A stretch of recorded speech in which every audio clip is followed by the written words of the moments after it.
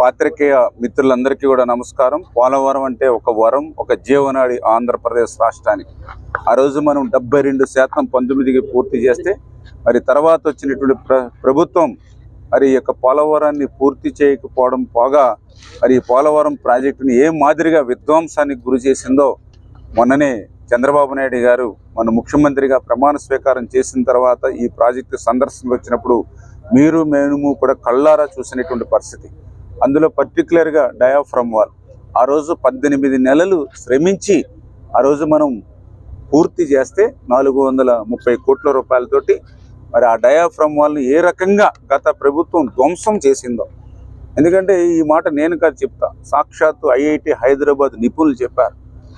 ఏదైతే 2019లో ప్రభుత్వం మారిన తర్వాత 17 నెలల పాటు ఇక్కడ ఏ విధమైన ఏజెన్సీలు లేకుండా ఉన్నటువంటి పని చేసేటువంటి ఏజెన్సీలన్నింటినీ కూడా రివర్స్ టెండరింగ్ పేరు చెప్పి ఏదైతే రద్దు చేసేసారో, ఇక్కడ ఉన్నటువంటి ఎక్స్పీరియన్స్ అధికారులు ఎవరైతే ఉన్నారో వాళ్ళందరినీ కూడా బయటికి మరి పంపించేశారో 17 నెలలు ఇక్కడ ఏ విధమైనటువంటి పనులు లేక నిలిచిపోవడంతో 20 మరి వచ్చినటువంటి వరదలకే డీవాల్ దెబ్బతిందని ఐఐటి నిపుణులు హైదరాబాద్ చెప్పారని అంటే జగన్మోహన్ రెడ్డి ఏ రకంగా ధ్వంసం. మళ్ళీ ఈవేళ 990 కోట్ల రూపాయలతోటి మళ్ళీ ఈవేళ కొత్తగా డయాఫ్రమ్ వాల్ ఈవేళ నిర్మాణం చేసుకుంటున్నటువంటి పరిస్థితి. అందుకే మొన్న చంద్రబాబు నాయుడు గారు కూడా మరి ఒక షెడ్యూల్ను కూడా చాలా క్లియర్గా ఏదైతే ఇక్కడ డయాఫ్రమ్ వాల్కు మరి జనవరి ఫస్ట్ వీక్లోనే మనం ప్రారంభించుకోవాలనుకున్నాం కాంక్రీట్ మిక్సింగ్ అదిని. దానికి సంబంధించిన ప్రిపరేషన్ వరకు డీవాటరింగ్ కానీ ప్లాట్ఫార్మ్స్ కానీ గైడ్ వాల్స్ కానీ అన్నీ కూడా మేము డిసెంబర్లోనే కంప్లీట్ చేసి జనవరి 1లో మొదలు పెట్టాలనుకున్న ఆ T5 T16 మిశ్రమం ఏదైతే ఉందో దాని మీద ఇంటర్నేషనల్ ఎక్స్పర్ట్స్ సిడబ్ల్యూసి వాళ్ళు కూడా కోఆర్డినేట్ చేసుకుని ఫైనల్గా T16 మనకి ఏదైతే ఆమోదింపు చేసి ఇచ్చారో దాంతో ఈ 3rd వీక్లో మనం ఆ డీవాల్ పనులు ముమ్మరంగా సాగుతూ ఉన్నాయి. మరి ఏదైతే దీని షెడ్యూల్ ప్రకారం ఫస్ట్ కట్టర్ ఇప్పుడు ఆల్రెడీ వర్క్ చేస్తూ ఉంది. ఈ సెకండ్ కట్టర్ కూడా ఈ ఏదైతే ఈ మంత్ ఎండింగ్కి క్లియర్ చేసుకుని రేపు ఫిబ్రవరి 1 కల్లా మరి సెకండ్ కట్టర్ కూడా డీవాల్ పనులు ప్రారంభిస్తుంది. దానికి సంబంధించి కూడా ఇప్పుడు అధికారులతో కూడా మేము రివ్యూ చేసుకోవడం జరిగింది. అదేవిధంగా 3rd కట్టర్ కూడా మార్చి నెలలో కల్లా ఇక్కడికి తీసుకొచ్చి దాన్ని కూడా ఏప్రిల్ 1వ తారీఖు నుంచి 3rd కట్టర్ కూడా అంటే ఒకేసారి 3 కట్టర్స్ను మనం పనిచేయించుకోవడం ద్వారా ఈ యొక్క డయాఫ్రమ్ వాల్ నిర్మాణం సమయాన్ని కొంచెం తగ్గించుకునేటువంటి విధంగా ప్లాన్ చేసుకున్నాం. అందుకే ఏదైతే బావర్ కంపెనీ వాస్తవంగా అయితే 2026 మార్చికి డీవాల్ కంప్లీట్ చేస్తామనంటే ముఖ్యమంత్రి గారు 2025 డిసెంబర్ కల్లా పూర్తి చేయాలని చెప్పి ఏదో షెడ్యూల్ అనుకున్నామో దాని ప్రకారమే మరి పనులు జరుగుతూ ఉన్నాయి.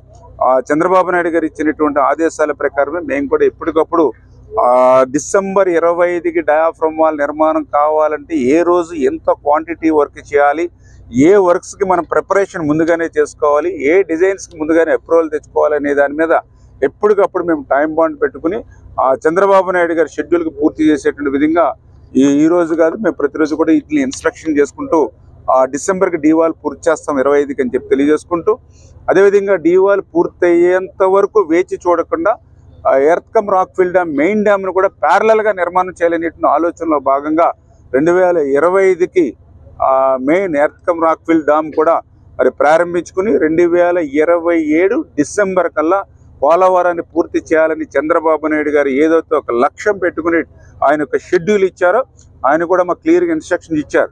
నేను ఇచ్చినటువంటి షెడ్యూల్కి ఒక్కరోజు ముందు అయినా పూర్తి అవ్వాలి తప్ప ఒక్కరోజు ఆలస్యం కావడానికి వీరలేదు. ఆ షెడ్యూల్ని పర్ఫెక్ట్గా ఇరిగేషన్ శాఖ మంత్రిగా మీరు అదేవిధంగా అధికారులు అందరూ కూడా ఏజెన్సీస్తో సమన్వయం చేసుకుని ఏ రోజుకి ఆ రోజు వర్క్ని కూడా వెబ్సైట్ కూడా పెట్టి వెబ్సైట్లో కూడా ఎప్పటికప్పుడు వర్క్ని పెట్టి పారదర్శకంగా జవాబుదారితనంగా పనులు జరగాలనేటువంటి ఆయన ఆదేశాల ప్రకారమే ఈ పోలవరం ముందుకెళ్తుందని చెప్పి తెలియజేసుకుంటూ, అదేవిధంగా ఎవరైతే నిర్వాసితులు ఉన్నారో మరి నిజంగా మీ అందరికీ చూస్తూ ఉన్నారు ఈ ప్రాజెక్టు కోసం తమ ఆస్తుల్ని భూముల్ని త్యాగం చేసినటువంటి వ్యక్తులు నిర్వాసితులు. ఆ నిర్వాసితుల్ని ఆదుకున్నటువంటిది కూడా చంద్రబాబు నాయుడు గారే. 2017లో వాళ్ళకి 830 కోట్ల రూపాయలు ఇచ్చినా ఈరోజు 1000 కోట్ల రూపాయలు నిర్వాసితుల అకౌంట్లో పడినా అది చంద్రబాబు నాయుడు గారు ముఖ్యమంత్రిగా ఉండగా జరిగిందే తప్ప మరి 14, 19లో ఆ రోజు మళ్ళీ 24లో ఈ రోజే నిర్వాసితులకు న్యాయం జరుగుతుంది. మరి 19, 24 మధ్య 5 సంవత్సరాల జగన్మోహన్ రెడ్డి పాలనలో నిర్వాసితులు రోడ్డెక్కి మా తెలంగాణలో మమ్మల్ని కలిపేయండి అన్నారంటే మరి 5 సంవత్సరాల్లో కనీసం వాళ్ళని పట్టించుకున్నటువంటి పాపాన పోలేనటువంటి పరిస్థితి. ఈ వరదలు వస్తే కొండల్లోనూ గుట్టల్లోనూ గుడారాలు వేసుకుని ఎప్పుడు ఏ పాము వచ్చి ఏం కాటేస్తుందో, ఏ బిడ్డ ఏ వరదలో కొట్టుకుపోతారని బిక్కుబిక్కుమంటూ కనీసం మంచినీళ్ళు కూడా లేనటువంటి స్థితిలో నిర్వాసితులు ఏదైతే ఇబ్బందులు పడ్డారో వాళ్ళందరికీ కూడా మొన్న నిజమైనటువంటి సంక్రాంతి 5 సంవత్సరాల తర్వాత మొన్న మన 1000 కోట్ల రూపాయలు ఏ విధమైన దళారీ వ్యవస్థ లేకుండా నేరుగా వాళ్ళ అకౌంట్లో చేయడం ద్వారా.